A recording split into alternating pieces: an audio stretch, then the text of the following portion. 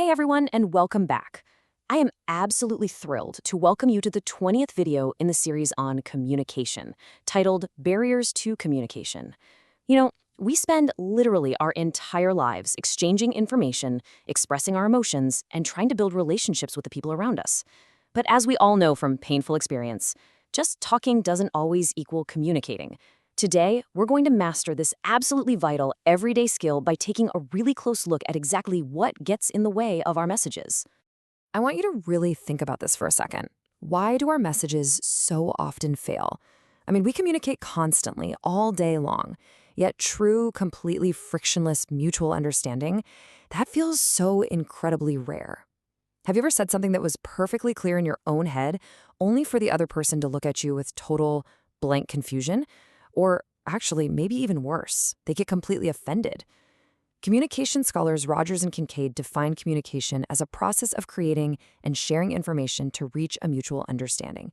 But when that mutual understanding fails, well, something is actively blocking it. Okay, so let's dive into this by formally defining what a communication barrier actually is. A communication barrier is any factor that prevents a message from being clearly sent, accurately received, correctly interpreted, or properly responded to. And the really critical thing to realize here is that a barrier doesn't just happen at the start of a conversation. It can break a message at literally any stage of the process. The sender might use totally ambiguous words, the receiver might be culturally distant or emotionally distracted, or maybe the feedback is just missing entirely. So here's our roadmap for today. We'll start by breaking down the anatomy of miscommunication. Then we'll move into words and environments, followed by mind, emotion, and culture. After that, we'll explore the digital disconnect, the real-world cost of poor communication, and finally, we'll wrap up with some actionable strategies to overcome these barriers. Section 1. The anatomy of miscommunication, how understanding breaks down. To really get to the bottom of this, we need to look back to a foundational model from 1949 by Claude Shannon and Warren Weaver. They introduced this incredibly useful concept called noise. They define noise as basically anything that interferes with the transmission of a message from the sender to the receiver. Now, what's fascinating is that they were originally studying technical communication, things like telephone lines and radio signals. But this concept brilliantly illustrates how human understanding gets destroyed too. A barrier is essentially human noise that distorts the signal you're trying to send. Section 2. Words and environments, physical and linguistic obstacles. Let's start with physical barriers. These are environmental or bodily obstacles. Imagine a teacher explaining a lesson absolutely brilliantly, but the students at the back of the classroom simply cannot hear a word over the street traffic outside. Or consider a couple of employees totally misunderstanding critical instructions because they're standing next to a roaring machine in a factory. Physical barriers also include bodily limitations, things like intense fatigue, illness, or hearing impairment. These really remind us that communication doesn't just depend on the clever words you choose. It depends heavily on the physical environment where those words are being exchanged. Then we run into language barriers. Think about a stark contrast in a hospital room. A doctor casually using technical medical jargon, terms like hypertension or benign. To the doctor, this is just normal everyday vocabulary, but to the patient who doesn't share that medical background, they're left feeling confused, anxious, and totally uninformed. As the linguist David Crystal notes, language varies wildly across professions and social groups. If you're using advanced technical jargon with a total beginner, you aren't really communicating, are you? You're just making noise. The ultimate goal of language is to create understanding, not just to show off your own knowledge. But here's a wild thought. What happens when we do speak the exact same language and we still fail to understand each other? Well, that brings us to semantic barriers. I absolutely love this insight from scholars Ogden and Richards. They argue that meaning does not exist automatically in words. Meaning depends on the relationship between symbols, thoughts, and things. Basically, words are just empty containers until we as human beings attach our own meaning to them. So, the crucial point here is that even the simplest, most everyday words can cause absolute disasters. Let's take the word soon. If a manager tells an employee to complete a report soon, what does that actually mean? To the manager, soon probably means before you go to lunch. But to the employee, soon might mean by the end of the week, assuming they don't get distracted by the 10 other things they were just told to do soon.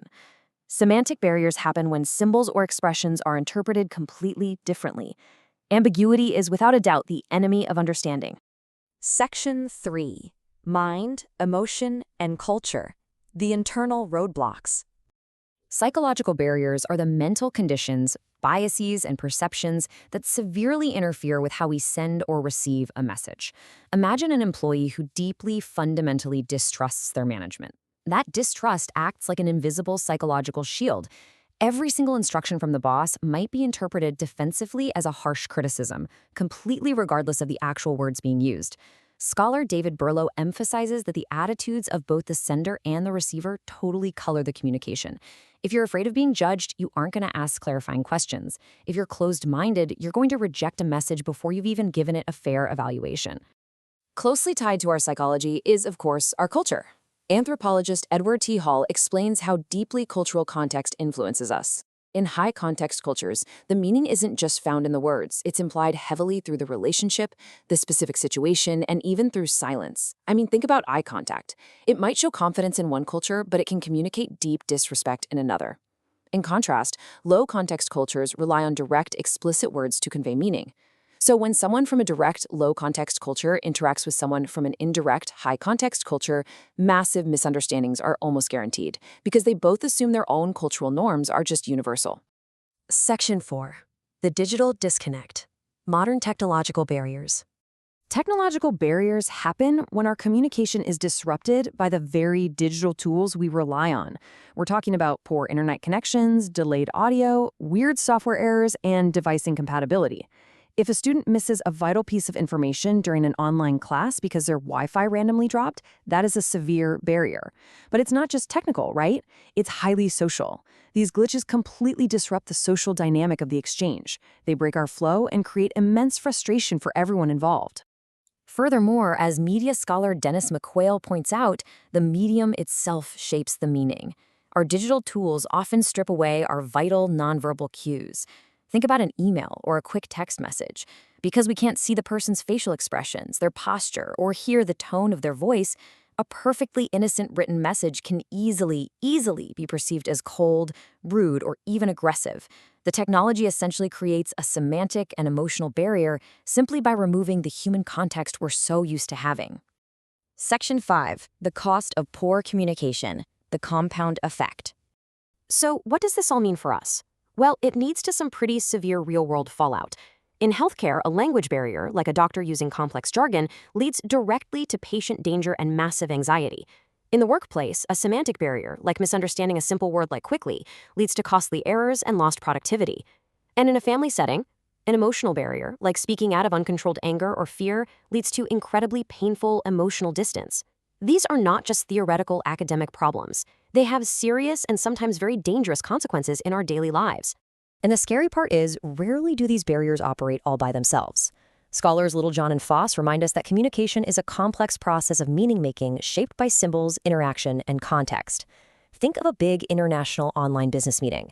You might have a technological barrier with a bad internet connection, a language barrier with different levels of English fluency, a cultural barrier regarding how direct people are being, and a psychological barrier of anxiety, all happening at the exact same time.